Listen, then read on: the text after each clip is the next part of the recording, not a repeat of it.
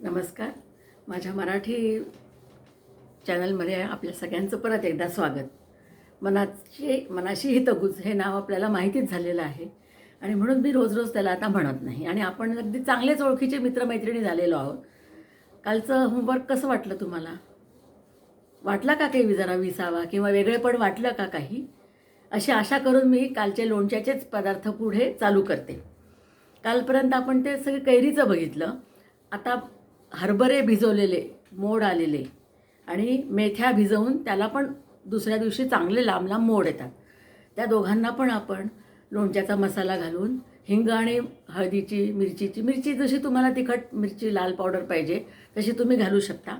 बिना मिरचीचं केलं म्हणजे बिना तिखट केलं, नुसती हळद हिंग टाकून आणि मिरची आपल्या लोणच्याचा मसाला घालून फोडणी घातली तरीसुद्धा. आणि मग त्याच्यावरती काय करायचं आहे, भरपूर असं लिंबू पिळायचं आहे, कारण लिंबामुळेच त्याला स्वाद येतो. लिंबामुळे त्याचा कडवटपणा मारला जातो मेथ्यांचा. आणि तुम्ही विश्वास ठेवा की तुम्हाला मेथीचं लोणचं आहे हे फक्त मेथ्या दिसतात म्हणून कळतं. आता त्या मेथ्या इतके गोड लागतात की ते पुन्हा पुन्हा खाव्याशा वाटतात. आणि आबालवृद्ध सगळ्यांनाच मेथ्या फायदेशीर आहेत हे सगळ्यांनाच माहिती झालं आहे. आणि डायबिटीससाठी तर हे सगळ्यात चांगलं आहेच. त्यामुळे लोणचं खाऊ नका, लोणचं खाऊ नका असं डॉक्टरांनी जरी सांगितलं तरी मेथ्यांचं लोणचं रोज तुम्ही 1 चमचा खाऊ शकता. आणि मग त्याबरोबर तुम्हाला आयर्न कॅल्शियम तर मिळतंच. स्त्रियांना पण हे जरुरीच आहे हाडांसाठी. त्यामुळे मेथीचं लोणचं एकदा तुम्ही करून बघा. मेथ्या मोड आणून मेथ्या मोड आणले की त्याचा कडवटपणा कमी होतो आणि ते लोणचं 8 दिवस सहज टिकतं. फ्रीजमध्ये तर 15 दिवस पण टिकू शकतं. पण माझी इच्छा अशी आहे की तुम्ही 8 दिवसाचंच करा, पण ते 4 दिवसातच संपेल आणि परत तुम्हाला करावं लागेल, कारण घरातली सगळीच मंडळी तुम्हाला ते लोणचं मागेल. आणि जर तुम्ही टिफिनमध्ये देत असाल तर टिफिनमधल्या आजूबाजूचे कलिगसुद्धा मागतील, अरे तुमचं ते घरचं लोणचं आणा बरं, मेथ्यांचं काय केलं आहे ते. किती स्वस्त पदार्थ आहे मेथ्या म्हणजे. आणि त्याचं लोणचं म्हटलं तर ते खूपच त्याचे गुण वाढवून मौल्यवान पदार्थ तयार होतो. ठीक आहे. तसंच हिरवे टमाटे, साधे हिरवे टमाटे म्हणजे काय, 20 रुपये 15 रुपये पाव आपल्याला मिळतात. आणि ते रोज तुम्ही त्याचं काय करणार, कधीतरी भाजी करणार. पण त्याची सुद्धा बारीक चिरायचं आणि हळदी हिंगाची फोडणी घालायची, मोहरीची डाळ असं जर तुम्ही त्याला घातलं तर त्याचंसुद्धा लोणचं चांगलंच तयार होतं. आणि ते सुद्धा 4 दिवस टिकतं. आणि कच्चे टमाटे तुमच्या मुलांच्या पोटात, आम्हाला तर काय सगळं कच्चं खायची सवय आहे हो, पण आजकालच्या मुलांना कच्चं खायला आवडत नाही. त्यामुळे मग अशी टमाट्याचं चटणी म्हणा, त्यांना लोणचं म्हणा, काही पण म्हणा, असं करून द्या तर ते खातील. तसंच हिरवे टमाटे थोडेसे तेलामध्ये परतायचे बारीक चिरून, त्यात हिरवी मिरची, लसूण, कोथिंबीर आपल्याला आवडेल तसं टाकून थोडं थोडं मीठ टाकायचं आणि हे मिक्सरवरती काढायचं, त्याला फोडणी द्यायची. ही चटणी कशाही सोबत छान लागते. पराठे असो, थालीपीठ असो, साधी वरण भात असो. ती टमाट्याची चटणी आहे असं कोणाला वाटत पण नाही. असं टोवल्या नारळाची हिरवी चटणी आहे का काय, टमाट्याचा आंबटपणा तर गायब होतोच. पण तो आपला गुण सोडत नाही ना. टमाट्याचा जो फायदेशीर गुण आहे तो आपल्याला मिळतोच. त्यामुळे चटणी, लोणचे, कच्चे टमाट्याचे तुम्ही करून बघा आणि मग मला उद्या परत सांगा. तसंच आंध्राचं लाल टमाट्याचं लोणचं तर तुम्हाला माहितीच आहे. चटणी तर ते मी सांगत नाही तुम्हाला. आता जर कोणी रिक्वेस्ट केली तर मग त्याची मी रेसिपी तुम्हाला व्यवस्थित सांगेल. लाल टमाट्याचं लोणचं ते वर्षभर टिकतं आणि ते सुद्धा सॉसला उत्तम पर्याय आहे. आणि त्यामध्ये विशेष म्हणजे प्रिझर्वेटिव्ज काहीच नसतात. त्यामुळे ज्यांना प्रिझर्वेटिव्हची ॲलर्जी आहे, सगळ्यांनाच असते, पण आम्ही थोडंफार वापरायचो. 5 किलोमध्ये एक 10 ग्रॅम टाकायचो सोडियम बेन्झोएट वगैरे.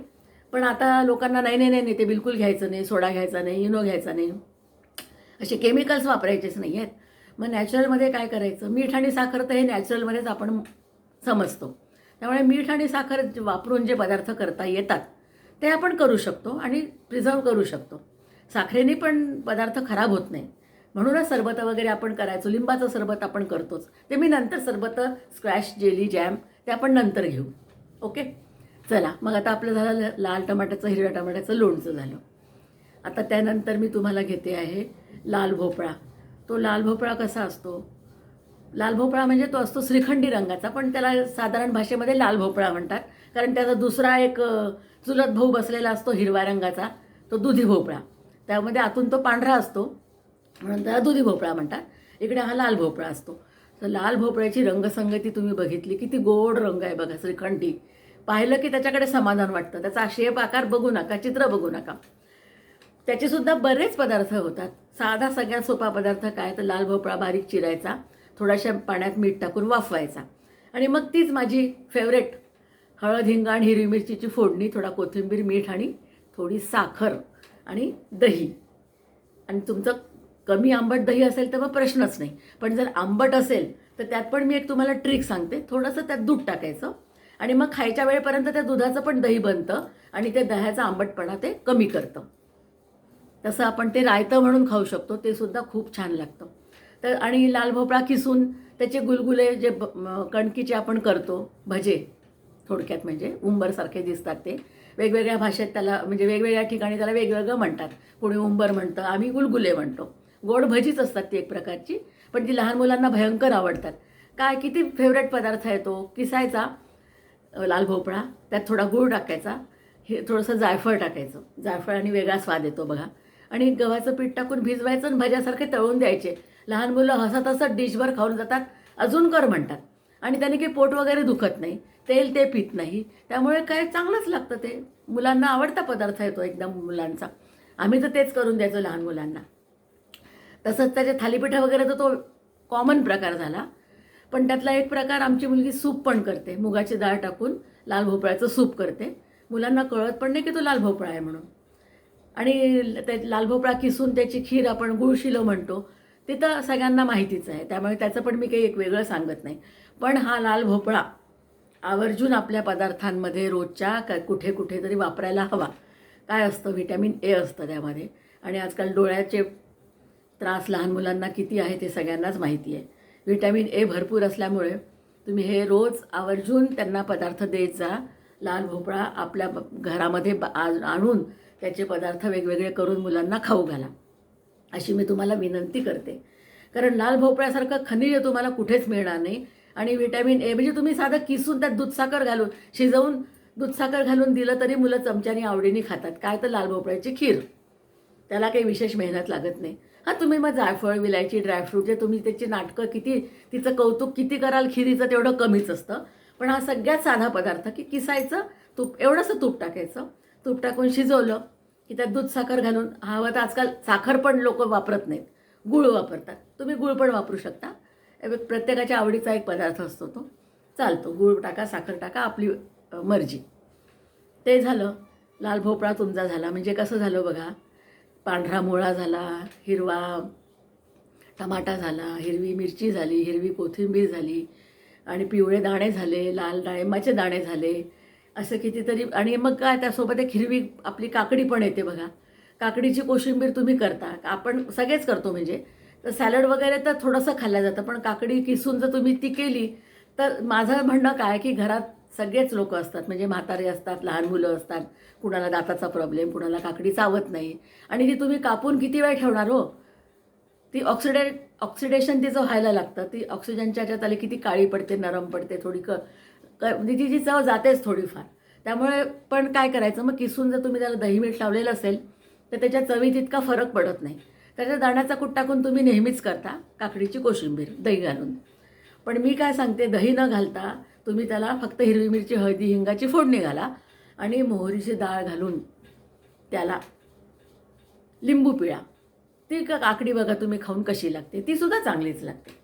आणि मोहरीची डाळ ही अशी आहे की तुम्हाला जिथे जिथे दाण्याचा कूट वापरायचा नाही, आजकाल जरा डाएट कॉन्शियस लोक म्हणतील की दाण्याचा कूट तुम्ही सारखा सांगू नका, आमचं वजन वाढेल. अहो नाही, दाण्यामध्ये सुद्धा आपलं काय म्हणतात त्याला, प्रोटीन्स भरपूर असतात.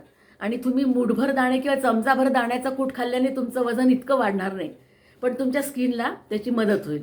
थोडंसं ऑइल मिळतं ना नॅचरल, वरून मॉइश्चरायझर लावणं वेगळं आणि पोटातनं त्याचा दाण्याचा अंश, तिळाचा अंश असं जाणं वेगळं. पूर्वी आपण जवसाची, त्या सगळ्या चटण्या आपण नंतर सुक्या बघूच, त्यात जवसाची, तिळाची चटणी यायची, त्याच्यामध्ये नैसर्गिक तेलं असतात. ते तेलांमधूनच आपल्याला ओलावा आतून मिळतो. आणि हे सगळं आजकाल कमी झाल्यामुळे मुलांचं काय म्हणतात त्याला, हायड्रेशन, डिहायड्रेशन कुठे हा आणि स्किनचं मॉइश्चरायझर लावा आणि काय लिप बाम लावा, हे सगळं चालू झालेलं आहे. आणि पार्लरच्या खिडक्या आणि दारं सतत सगळ्यांना उघड्या झालेल्या आहेत. पण जर पूर्वीच्या काळी कुठे होतं पार्लर, पण मग त्या बाकीच्या स्त्रिया चांगल्याच दिसायच्या ना, उलट त्यांची स्किन आत्ताच्या मुलींपेक्षा जास्त सुंदर होती. आणि त्या लहान लहान आजकालच्या तरुण मुली आजी लोकांना विचारतात की आजी तुम्ही काय करता. त्या का हसतात नुसतं, त्या काहीही करत नाही, चुपचाप आपला आराम करून शांततेने राहतात, हसतात आणि सगळं जे पानात पडेल ते आनंदाने खातात. हेच त्यांच्या स्किनचं आणि चेहऱ्याचं रहस्य असतं. चला, आपला काकडीची कोशिंबीर झाली, लाल भोपळ्याचं रायतं पण तुम्हाला सांगितलंच. तसंच मग ते सगळं झालं की एक काकडीच्याच रंगाचा एक हिरवा भोपळा येतो, तो बाजूला पडला होता, बॉटल गार्ड. तो तर बिलकुल त्याला दुर्लक्षित करून चालत नाही, कारण त्याच्यामध्ये बदामा इतके प्रोटीन्स आहेत. दुधी भोपळा, त्याचं नावच दुधी भोपळा आहे, म्हणजे दुधासारखेच त्याच्यामध्ये प्रोटीन्स आहेत, बदामासारखे प्रोटीन्स आहेत. दुधी भोपळ्याचा साधा थोडासा रस काढून त्यात चुटकीभर ओवा आणि मीठ टाकून तुम्ही प्या. तुमच्या चेहऱ्यामध्ये फरक पडतो 4 दिवसामध्ये. आणखीन काय, हार्टसाठी तर त्याला फेवरेट करूनच टाकलं आहे रामदेव बाबांनी. काय आहे ते, अगदी म्हणजे त्याच्यात अल्कलाईन गुण जास्त आहेत. आणि आजकालच्या जगामध्ये जागरणं आणि टेन्शन्समुळे माणसाची या रक्तातली ॲसिडिटी वाढते. मग ती ॲसिडिटी कमी करायला अल्कलाईन गोष्टी खायला पाहिजे. मग अल्कलाईनमध्ये काय येतो, सगळ्यात पहिला नंबर येतो दुधी भोपळ्याचा, कारण तो आपल्या घरात नेहमी असतोच. त्याचं आपण काहीही करू शकतो. काही नाही केलं तर एवढा तुकडा तोडून आपण त्याचं मिक्सरमध्ये पाणी टाकून ज्यूस तर करून पिऊ शकतो, एवढं तरी आपण करू शकतो. त्यामध्ये काय होतं, आता मग ते रायतं पण मी त्यातला सगळ्यात सोपा पदार्थ सांगितला. भाज्या तुमच्याकडे 2-3 पडल्या असतील, आजकाल फ्रीजमध्ये भरपूर भाज्या असतात आणि लोकांना व्हेरायटी आवडते. कल ये बनाया था, आज उसका दूसरा बनाओ, फिर से लौकी, नहीं लौकी का रायता बना सकते आप. लौकी के कोफ्ते वगैरे तो बाद में आएंगे, पण आता सध्या आपली डावी बाजू चालली आहे. डाव्या बाजूमध्ये काय टाकायचं आहे आपल्याला, बारीक दुधी भोपळा चिरून मीठ आणि पाणी ठेवून आपण वाफवलं, त्याला तेच पुन्हा माझी प्रिय हळद, हिंग आणि मिरचीची फोडणी, कोथिंबीर, मीठ, साखर, हे रायतं तुम्ही करून बघा. आणि त्याला आवश्यक काय आहे, मोहरीची डाळ. तुम्ही मोहरीची डाळ थोडी टाका. लोक ओळखणारच नाही की हे दुधी भोपळ्याचं रायतं आहे म्हणून. लोक जे बाजारातून घरात दुधी भोपळा आणत नव्हते ना, ते आठवणीने घरात आणतील आणि मी आपल्या पत्नीला म्हणतील, अगं ते दुधी भोपळ्याचं रायतं कर बरं, तू त्या दिवशी खूप छान केलं होतं. आणि मुलंसुद्धा आवडीने खातील. आणि रात्रीच्या वेळेस जर तुम्ही आमटी भात, वरण भात असं काही लाईट केलं तर त्यासोबत भाजी काय खायची, कोशिंबीर काय खायची असं वाटतं. मग हे बाधत पण नाही कोणाला. आणि तेल अगदी नॉमिनल असतं, एक पाव चमचा, टीस्पून म्हणजे तुम्ही हिशोब करता असं. तर ते रायतं झालं. आणि मग येतो गोडाचा पदार्थ दुधी भोपळ्याचा. काय तर दुधी भोपळा किसून त्याचा हलवा तर सगळ्यांनाच माहिती आहे. आणि त्याची वडी पण चांगली बनते. काय तर किसायचा हलव्यासारखं, दुधी, साखर, तूप टाकून सगळं शिजवलं, थोडं दूध टाकून, मग साखर टाकल्यावरती तो जसा आवळत आला की त्याच्यात थोडीशी दूध पावडर टाकायची आणि त्याची वडी थापायची. तुम्हाला कुणालाही कळणार नाही आणि त्याचा नॅचरल रंग इतका सुंदर आहे, तो हलका पिस्ता कलर, की तुम्हाला कळतसुद्धा नाही की ती दुधी भोपळ्याची वडी आहे म्हणून. खुसखुशीत, लुसलुशीत लागते. खुसखुशीत पाहिजे असेल तर थोडीशी घट्ट करा, आणि मऊ लुसलुशीत पाहिजे असेल तर थोडंसं लवकर त्याला खाली काढून घ्या आणि ताटामध्ये पतलं थापा. आवडत असेल तर त्याला लाटण्याने लाटा, थोडेसे पिस्ते टाका त्याच्यावर मॅचिंग, किंवा पांढरे काजू टाका. त्याचे कौतुकं तुम्ही किती कराल तितके थोडेच आहेत. पण मी सरळ साधी सोपी तुम्हाला एक रेसिपी सांगत असते. त्यामध्ये आपण मॉडिफिकेशन आपापल्या याने करू शकतो. किंवा कोणी पाहुणे येणार आहेत तर मग अरे आता पटकन काय करायचं, मोठा भोपळा पडला आपल्या घरात आणि बाहेरून स्वीट आणायला वेळ नाही, आणि बाहेरच्या स्वीटमध्ये काय सॅक्रिन असतं हो. आपण घरात साखर खायला नाही म्हणतो आणि बाहेरचं सॅक्रिन खायचं, कुणी सांगितलं. त्याशिवाय एक हलवा आपला, एक भोपळा करायचा छोटासा किसून, त्याच्यामध्ये थोडं सगळं टाकून केला तर तो एवढा होतो. तुम्ही एवढा सगळ्यांना वाटीत दिला. आजकाल सगळे डाएट कॉन्शियसच आहेत. 5-5, 6-6 चमचे मोठे एका वाटीत जरी आला तरी तो पुरेसा होतो, कारण सगळे घाईत असतात आजकाल. अशी रिलॅक्स होऊन कोणी मस्त ताव मारायला बसले आणि 10-12 गुलाबजाम खाल्ले, ही आता वेळ निघून गेली आहे. ती कधी येईल पुन्हा माहिती नाही. आमच्या वेळेस होती. श्रीखंड आम्ही 2-2 किलो, 3-3 किलो चक्क्याचं करायचं, म्हणजे 3-3 किलो चक्का व्हायचा आणि त्यात 3 किलो साखर पडायची, म्हणजे 6 किलो श्रीखंड करायचं कोणी आलं तर. म्हणजे कसं, आज सगळ्यांनी पोटभर खा, संध्याकाळी हवं असेल तर कोणी खा, दुसऱ्या दिवशी सकाळी अरे ते कालचं श्रीखंड आहे बरं, थोडं थोडं घ्यायचं आहे तुम्हाला, असं म्हणायचं. म्हणजे एक पदार्थ केला की 3 दिवस चालायचा. पण आताचा काळ कसा झाला आहे, नाही नाही, आता केलेलंच आता ताबडतोब फिनिश करायचं, उद्यासाठी ठेवायचं नाही. आणि त्याचं महत्त्वाचं कारण पण हे आहे की शेतामध्ये आजकाल भरपूर केमिकल्स वापरतात. त्या केमिकल्समुळे ते लवकर वाढतात, स्टिरॉइड्स देऊन देऊन ते ताबडतोब फळांना वाढवतात. पण ते वाढवल्यामुळे त्यांची थोडी आतली हे कमीच होते ना, गुणवत्ता. तर त्यामुळे काय करायचं आहे, आजकाल च्या पिढीचं म्हणणं हे पडलं की शिजवलं की ताबडतोब खाऊन घ्यायचं, त्याला बाजूला ठेवायचं नाही, बाहेर ठेवायचं नाही, उद्या तर बिलकुलच खायचं नाही आणि फ्रीजमध्ये तर ठेवायचंच नाही. बरोबर आहे, फ्रीजचे दुर्गुण आजकाल 20 वर्षानंतर बाहेर यायला लागले आहेत. हां, लोकांना पहिले फ्रीज पाहिजे होता, चला लांबून लांबून दूध आणावं लागतं, भाज्या आणावं लागतात. पण मग त्याचा गैरवापर व्हायला लागला फ्रीजचा. कसा? आलं की टाका फ्रीजमध्ये, आलं की टाका फ्रीजमध्ये. मग कुणी कुणी मी अशी पण व्यक्ती बघितली आहे की सोलार कुकरमध्ये भरपूर तुरीची डाळ शिजवून घ्यायची आहे, वरण म्हणजे आपलं, आणि ते काय एअरटाईट डब्यामध्ये फ्रीजमध्ये ठेवायचे आणि मग त्यातलं एवढा एवढा डाव काढून त्यातलं सांबार रसम काहीतरी करायला ती डाळ वापरायची. अहो, ते तुरीची डाळच किती वातू आणि ती फ्रीजमध्ये ठेवून 8 दिवस खायचं म्हणजे शरीराचं आणि पोटाचं काय होईल. पण ते आता माहिती नाही, ती परिचयाची फॅमिली आता आमच्या कॉन्टॅक्टमध्ये नाही आहे, त्यामुळे त्याचं मी तुम्हाला काही सांगू शकत नाही. पण मला तेव्हा खूप आश्चर्य वाटलं होतं. आपण लोक काल रात्रीचं उरलेलं वरणसुद्धा आज वापरायचं तर घाबरत घाबरत करतो, नाही तर मग त्याला भरपूर शिजवून थालीपीठं करून किंवा दुसरं काहीतरी करून खातो. चला असू द्या, आपली डावी बाजू आपल्याला सोडायची नाही आहे. सध्या ट्रॅफिकमध्ये आपण डावी बाजू सोडून चालणार नाही, नाहीतर काहीही होऊ शकतं. चल, मध्येच एक दुधी भोपळ्याचा प्रकार गोड आला होता, तो गोड पदार्थ झाला, तुम्हाला आठवते का? आणि किती सुंदर ही रंगसंगती झालेली आहे.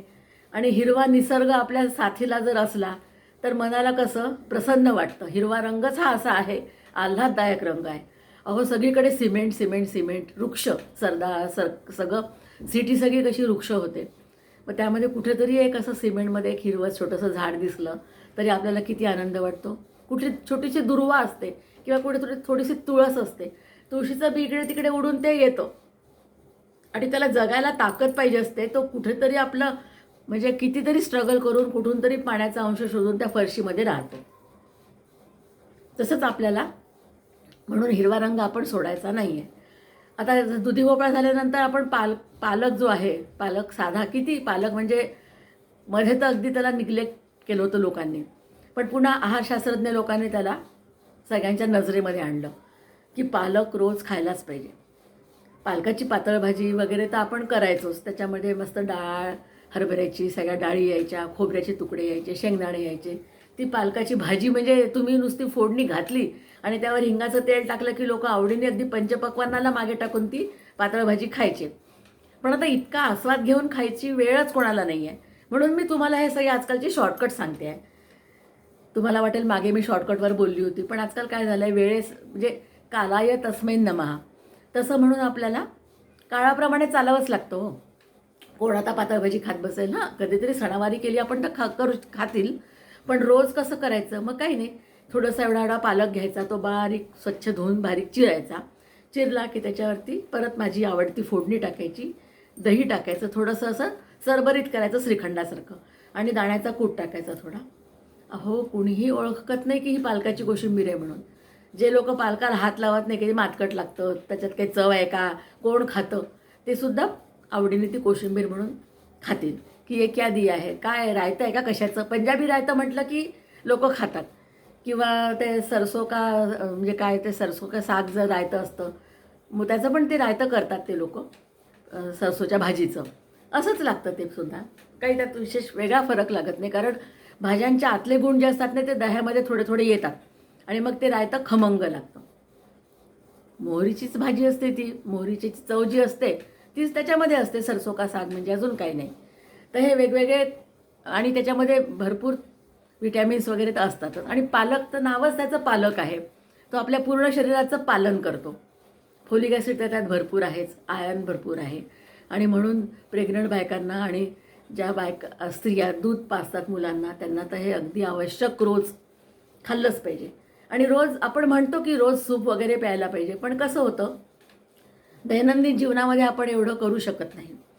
सूप वगैरे करणं वगैरे हां, एखाद दिवशी ठीक आहे, किंवा आपण लहान मुलांना करून देऊ, पण स्त्री स्वतःच्या आहाराकडे अगदी दुर्लक्ष करते. म्हणून मग आपल्या महाराष्ट्रीयन पद्धतीमध्ये काय लावलं आहे की कच्च्या कोशिंबिरी खायच्या, आपोआपच सगळं तुम्हाला कच्चं मिळतं आणि स्त्रियांना टॉनिक मिळून जातं, वेगळं टॉनिक घ्यायची गरज नाही. तसंच आपलं कांद्याची पात जी असते हिरवी नाजूक म्हणजे कोवळी, ती बारीक बारीक छोटी छोटी कांद्यांची कोवळी पात स्वच्छ धुवून बारीक चिरली, त्यालाही अशी फोडणी घालायची, पण याला दही नाही लावायचं. याला काय टाकायचं, दाण्याचा कूट टाकल्यावर लिंबू पिळायचं, आणि दाण्याचा कूट टाकल्यामुळे काय होतं, त्याची तिखटपणाची जी चव असते, कांदा जो उग्र लागतो, कोणाकोणाला आवडत नाही कांद्याची तिखटपणाची चव. जरा लहान मुलं म्हणतात मग मी तिखट लागतं, तर त्या दाण्याच्या कुटामुळे त्याला खमंगपणा येतो. तुम्ही हे एकदा करून बघा. आपण अगदी छान रंगसंगतीमध्ये नाचलो. आता होळी येतेच आहे जवळ. थोड्या दिवसांनी आपण होळीच्या बाबतीत रंग वेगळेच खेळू. पण सध्या ही माझी पदार्थांची होळी म्हणजे रंगपंचमी तुम्हाला कशी वाटते ते मला तुम्ही सांगाल. एवढं सांगून मी तुम्हाला माझं बोलणं थांबवते. नमस्कार.